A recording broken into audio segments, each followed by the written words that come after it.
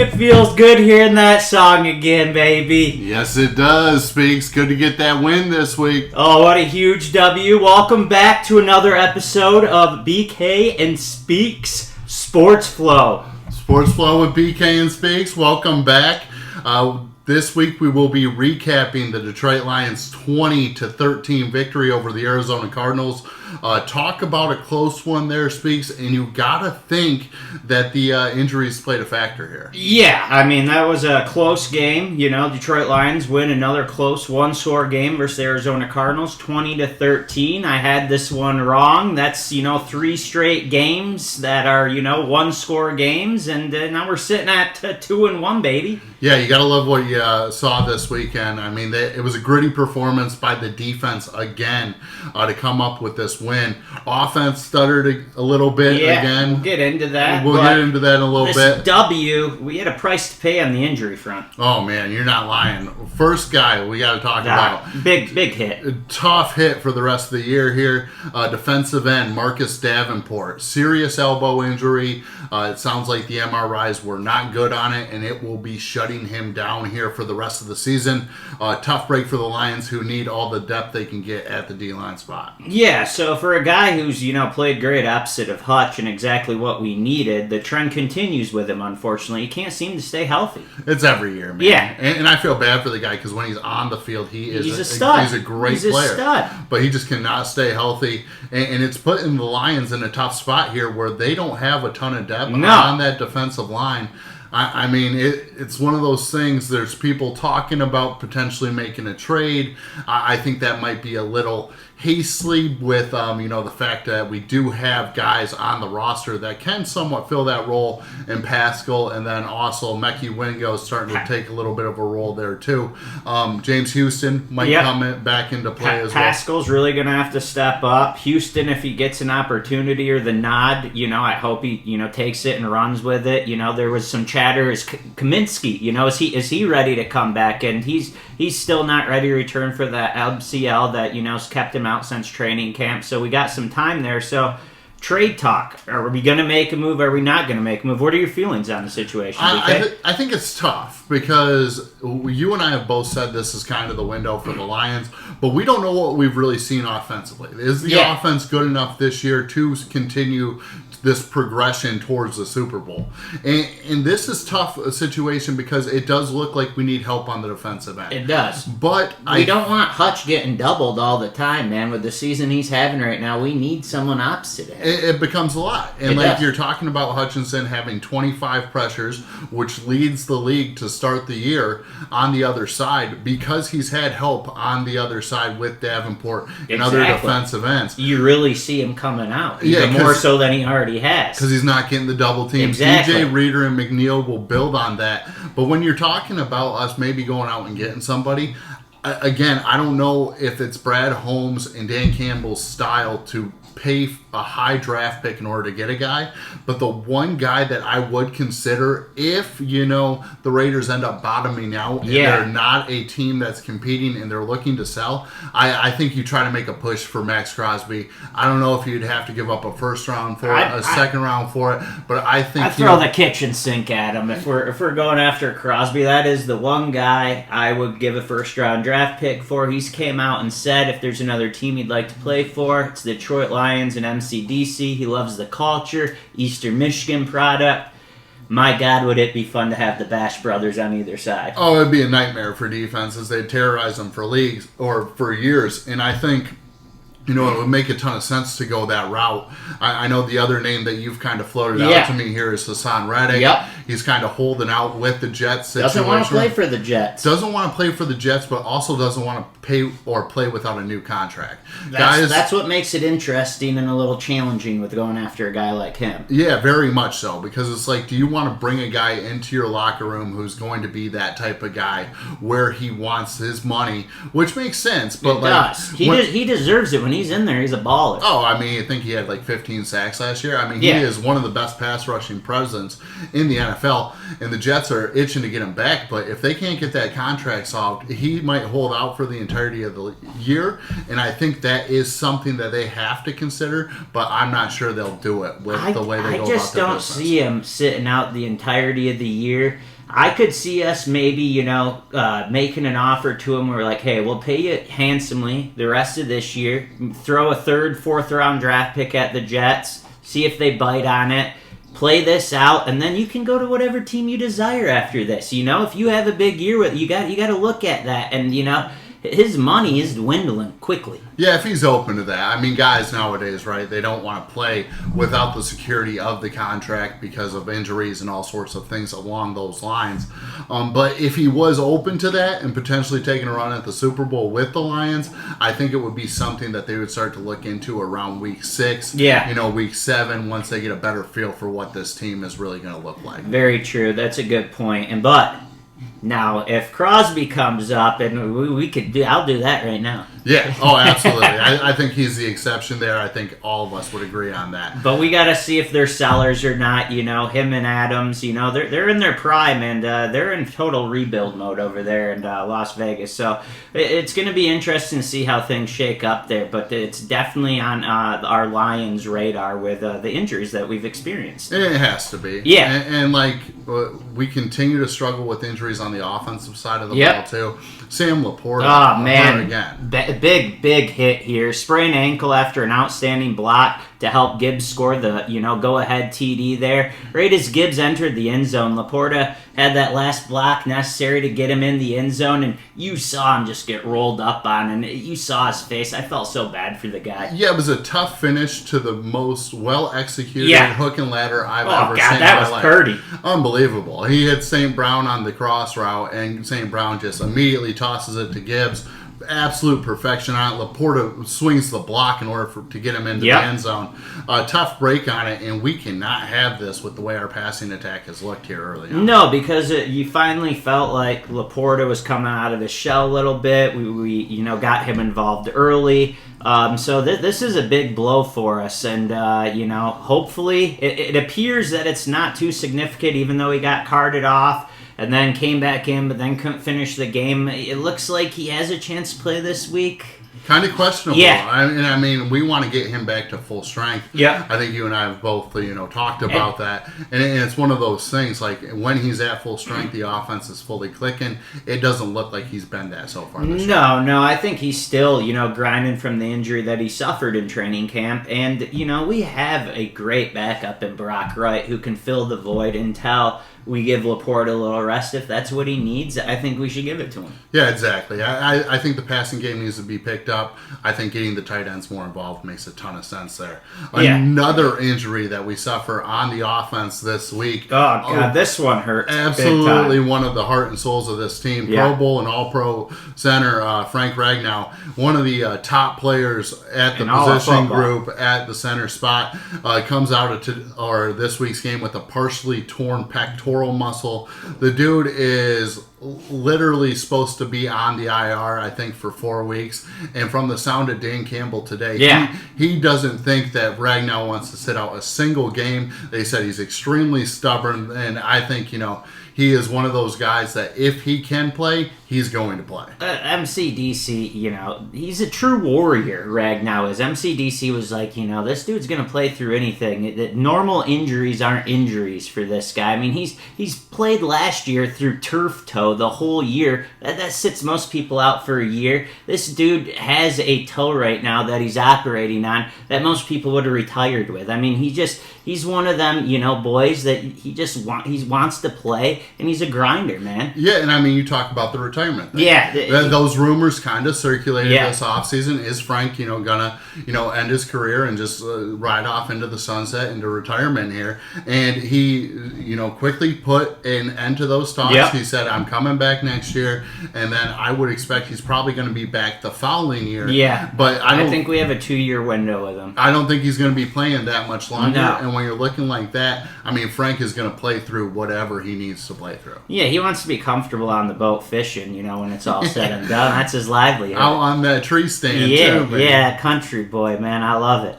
And then, going to the defensive side of things, this one really hurts. Derek Barnes, knee injury, knocked him out of the game. He's expected to miss several weeks, and this could be a candidate for injury reserve. Yeah, this is tough because Barnes is a big part of the defense, kind of one of the glue guys. And Anzalone was hurt last week, too, with the concussion injury. It sounds like he's on track to be back this week. But we need all the depth we can get at the linebacker spot. Yeah. And it looks like Barnes is going to be out here. Like you said, probably going to the IR, maybe even longer than the IR. He's really solidified himself as, a great linebacker for us and has gotten better every single year, and he's really building at it. You hate to see it. Hate to see it. It looked like he was hitting his stride.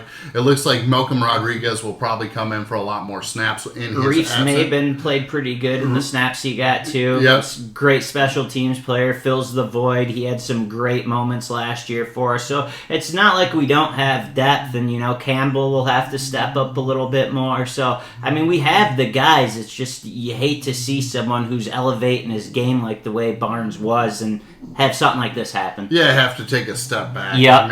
It's never something you want to see. No. And then we can go back to the defensive side of the ball again here with an absolute killer on the defensive line again. The reason that everybody's kind of hitting the panic button with the defensive end situation, Aleem McNeil, our star defensive tackle, goes out with a shoulder injury. It sounds like he's day-to-day, but he could be missing an extended period of time. Might be coming back after the bye week. Might miss this week. Take the week off on week 5 with the bye, and then come back on week 6. Yeah, he wasn't able to finish the game, unfortunately. Didn't return after the first half, and, we're going to have to play more, rookie defensive, tackles like Wingo, man. He's going to have to step up. He had 3 tackles on the day. So, we got boys in there that can make the plays. It's just, I was really looking forward to seeing McNeil and the Reader, really do their thing. And we haven't got to see them a bunch because Reader's just, coming back. So he's not high on the snap count. So this one was a big blow for me because I really wanted to see that tandem. Yeah, everybody wants to see that tandem, right? You're getting the 1-2 punch with those guys on the inside. I think Reader can still hold down the fort while McNeil's out. Oh, absolutely. Which is huge for us. But then when you look at the other side with it, and you talked about it, Mekhi Wingo has been an absolute star for the Lions here in the first couple weeks. And for a guy who was like a late round pick in the 6th, 7th round, this is absolutely another phenomenal. Fine for Holmes, baby. The productivity you're getting out of this guy, it's spectacular, and I think Wingo's minutes are going to continue to increase with all the injuries happening. I also think Levi Owuzurike, who's having a pretty good year. He's having a good year. Is going to see a lot of time next to Reader. And me and you were stoked when we drafted Wingo. We thought there could be some big potential there, and he's already kind of, filling that void and being like, I probably should have went in the earlier round. Well, they don't just hand out the number 18 to anybody. No, not LSU, they don't. No. So, I was expecting good things. I didn't expect it to happen this quickly with him. No, I honestly didn't either, but he's getting his opportunities, making the most of them. Yeah, absolutely. I think the other guy that we lost on the defensive side, and this one's absolutely killer as well. This one hurt me to watch. Yeah, we just don't know what the protocol is with concussions yet, but we lose Brian Branch, our star safety, to a neck/concussion injury with the collision with Trey McBride. Very unfortunate because he could be out multiple weeks. Might be having to come back after that bye as well, with the fact that he is dealing with the concussion problem. Yeah, both of them got the bad end of the stick on this one, as both players had to leave the field and be attended to. Neither of them came back, but it looks like he will be hopefully okay. We got that extra day with Monday night. It's up in the air, but you just don't know. Not with concussions, you just don't know. No, especially now in today's game. They're starting to put more of an emphasis on it. I'm glad they're putting more of an emphasis on it. But, I think we're talking about a situation where you don't know what the timeline is because the league is going to create that timeline for the Lions. Yeah, I'd really like to see him in there, especially against Geno. So hopefully he's able to go. But, I want his health, first and foremost. And when it comes to the concussion and the neck, you take your time. Yeah, you have to. You got your whole life to live, So that's where I sit with it. And then BK, get into the other injuries. Yeah, we just had a couple of little knack injuries here where guys are, just being a little dinged up. Yeah, putting on questionable, probably going to return. Just might miss a couple of practice days this week. But Tyrion Arnold got injured a little bit there. Who I thought had a damn good game. Oh, I thought Arnold played great too. I think, a lot of the fan base is getting on him about his pass interference calls, but that's just him getting used to the speed of the game, how he can defend. So I like Arnold too. I thought he shut down Marvin Harrison Jr. pretty darn good. Yeah, pretty good.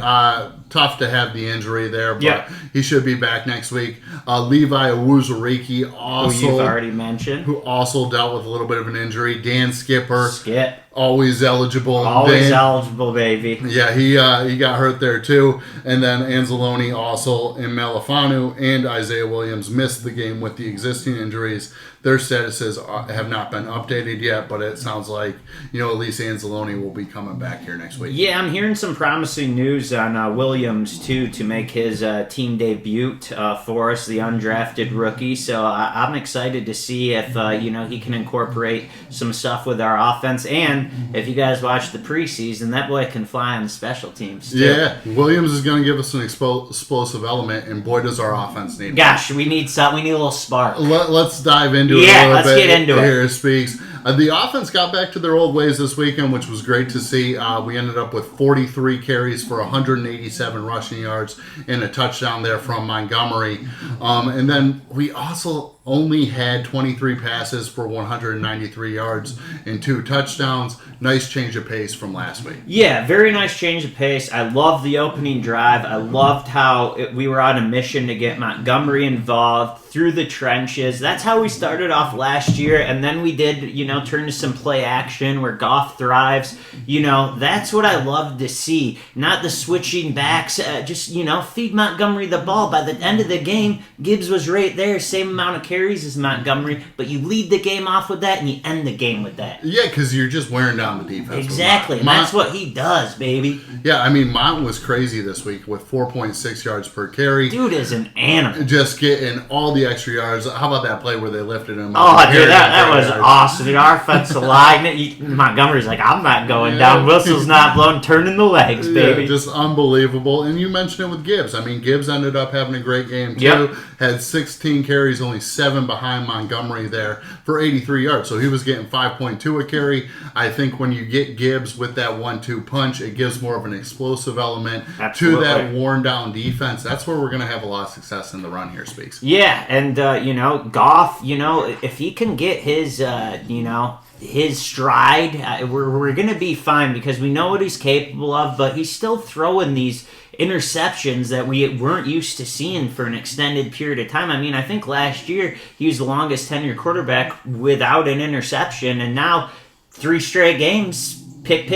Yeah, turning it over to a defense like ours who is just kind of holding on for dear life to try to keep the other team off the board. It's tough to see Goff turn over the ball. It's a lot to put on our defense, especially with all the injuries. The other problem that we're having here, Speaks, is we just do not have the weapons on the outside. If Laporta isn't healthy, they don't have the ability to throw the ball a lot.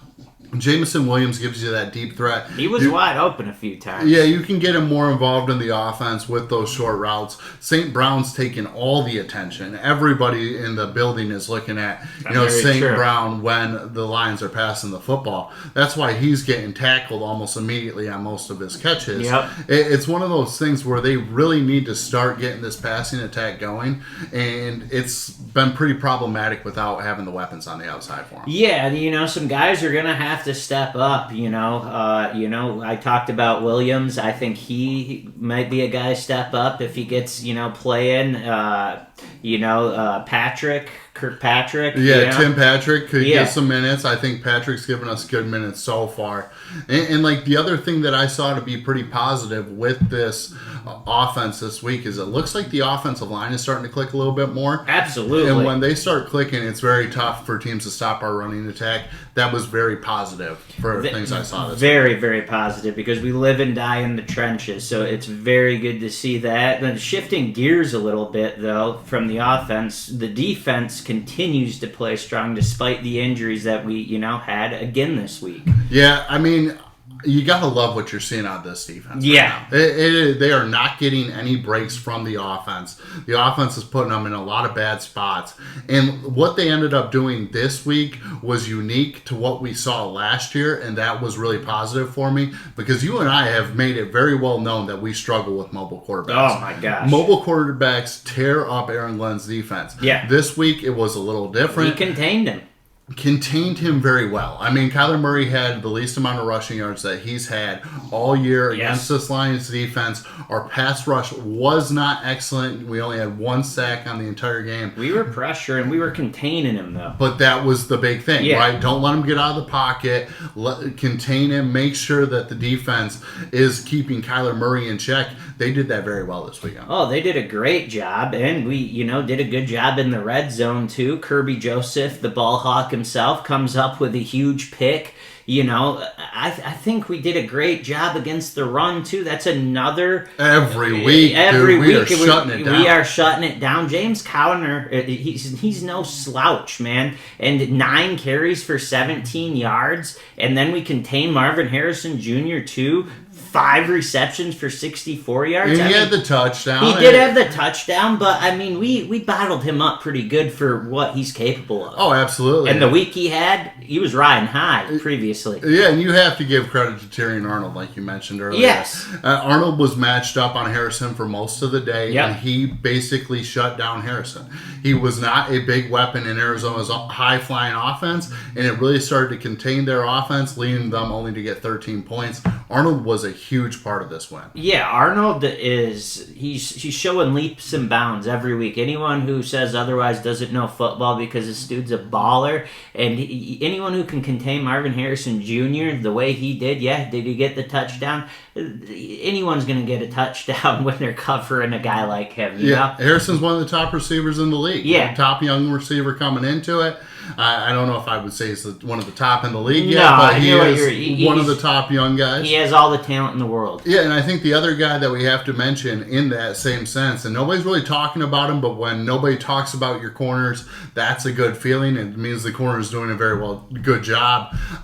Carlton Davis is having a great year, too. You want to know what? He's having a great year, but I thought you were going to go somewhere else. I'm going to say Amik Robinson at the nickel. He's been outstanding, too. He's been great. He has been great. You don't see anyone throw his way because he's shutting it down. Both those guys. Yeah. They're shutting down most teams' passing attacks with the running attack. Yeah. There's a lot to be excited about with this Lions with our defense. Secondary. Yeah. And we don't even have Malafanu back yet. No, they're going to get more pieces back. Yep. This thing is very impressive what we're seeing on this defensive side early on. Which was our weak link last year. So, Aaron Glenn, the schemes you're putting together, you keep doing it, my man. I'm loving what I'm seeing out of that defense. Yeah, and keep drafting the talent. Yeah, Holmes, keep cooking in the kitchen, baby. Yeah, unbelievable. And now I'm going to get into my players of the week. Let's get into it, baby. Offense, I got to go with David Montgomery. He just continues to be the bowling ball that we need in this offense. Absolutely. He's getting, like I mentioned, 4.6 yards a carry. The guy isn't exactly an explosive guy, but, you take 5 yards every time if the guy can get a carry. It takes 3 guys to bring him down, and the wheels keep turning. Keep turning. He's always falling forward. I mean, the guy is just spectacular. I'm giving my player of the week to Montgomery this week. Offensively, and then defensively, I'm going to back up what we're saying about Tyrion Arnold again. I love it, BK. I think what he did on Marvin Harrison this weekend was absolutely massive. I mean, you're talking about a situation where you're on an island basically against that guy the whole time in Aaron Glenn's system, and we saw that last year where Jefferson tore us up late in the year for the Vikings. My God. You knew it was going to him, but we still had to match up with him, and Arnold did a great job on Harrison this weekend. I agree. I continue to see his game grow, and I think he was a huge part of us winning this one. No, I completely agree. I think Arnold had a great game, like I already mentioned, earlier. And then for my players of the week, last week against Arizona, offensively, I'm going to have to go with Son of God. St. Brown, 7 catches, 75 yards, and a TD. And Big TD. Big TD. And what a dog he is, literally. Did you see that celebration after his TD? Just a straight dog, baby. Yeah, I loved every second of it. Then let's not forget about that sick hook and ladder that BK already touched on, executed to perfection to help Gibbs score. I mean, he just keeps doing everything right. Yeah, we need him. I mean, we do need him. That's why we paid him. Biggest key in our passing attack. Everybody's focused on him.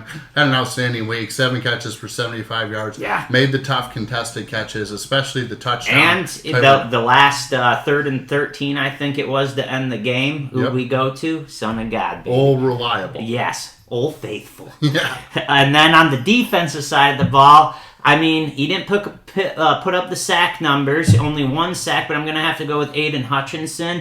Had multiple pressures and 6 tackles is nothing to slouch at. No, I mean, he was tearing them up, but he was also soaking double teams the entire game. Hutch is going to get all the attention because he's just been a wrecking crew to start this year. I mean, the guy has just absolutely torn apart defenses with the pass rush that he's providing.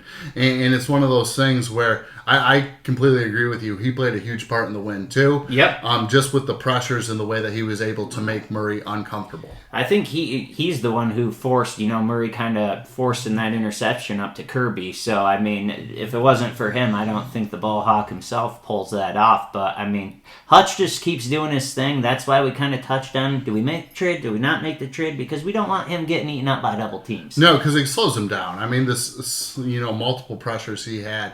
It was a little less this week just because he had the double teams. Yep. And Campbell touched on it. He's going to continue to get the double team. So it's about these other guys being able to provide a pass rush on the other side so they can't focus on Hutch so much. Exactly. And I'm really hoping we give Houston a shot and see what he can do again. Yeah, I mean, I think they're worried about his ability to stop the run. Yeah. But when we're talking about pass rush presence, I think Houston has value there. Absolutely. Well, Speaks, let's dive into the Monday night game ahead here. Another primetime. Another primetime versus the 3-0 Seattle Seahawks. Detroit Lions are 4-point favorites here at home with the over-under set at 47.5. The environment's going to be absolutely nuts, Speaks. It is. But we continue to struggle with Seattle every year. Gosh, do we ever struggle with Seattle? It doesn't matter who's at quarterback. We just struggle with them, and Geno's had our number. Yeah, every time it feels like they come to town, it is a or when we go game. There. I mean, it's always a problematic game. I don't remember the last time we beat Seattle.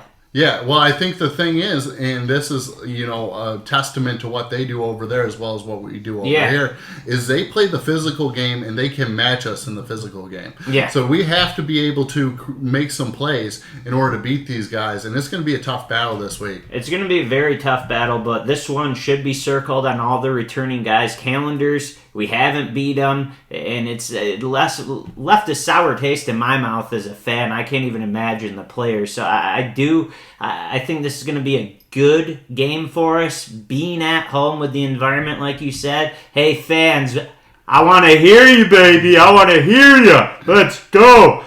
So I think we'll get after. What's your prediction here, BK? Well, I'm gonna say the offense continues to sputter its wheels a little bit. That's not what I was hoping to hear. But our defense is enough. Okay. I think the defense comes out. The injuries are absolutely killing us on the defensive side, but people are underestimating the depth that we have at those position groups. I think we're able to do just enough with everything going on the injury front, gets the offense just enough points with the running attack and a couple of turnovers that we force in the game. I think we end up winning this thing 24-20 in a squeaker because of the home environment. All right, I like it. You think it's going to be low-scoring, close game? I'm going to go the opposite way. I think Goff finally gets his head out of his hind keister. He goes for 3 to 4 TDs, and J-Mo gets back on track with a huge game. Okay. And we finally beat Seattle in a high-scoring affair with all the injuries on our side, on the defensive side of the ball. I don't think our defense is going to be as good as it has been, and Geno plays really good against us. Seattle plays really good against us. Like I said, I think Goff's going to have a big game. I think Geno's going to have a good game. I think it's going to be a high-scoring affair, 38-35 Lions. Okay. I was wrong last week, and I'm happy I was wrong last week, but I'm going to be right this week, and it's going to be a big one, baby. I love your optimism about the offense. Thank you. I mean, so I'm trying to talk it into reality.